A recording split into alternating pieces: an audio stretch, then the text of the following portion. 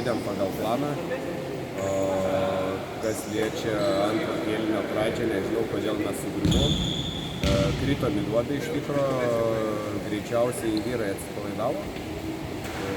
Pradėjo jau patikėti, kad jau laimėjo, nors sakiau, kad stipri komanda ir sakiau, kad Vadopalas labai gerai meta, bet jie to neišgirdo. Po pirmo tritaškio vis tiek negerbė jo, nedengė, tai va tiek ir primetė Laurynas. Tai sveikinam Lauryną, kuris šiandien sumėtas laimėjo, o rungtynių pabaigoje ketvirtą kėlinį dar buvo lygų ir sugebėti pralošti tokį skirtumą. Tai kaip aš vyram ir pasakiau, čia yra nepagarba savo.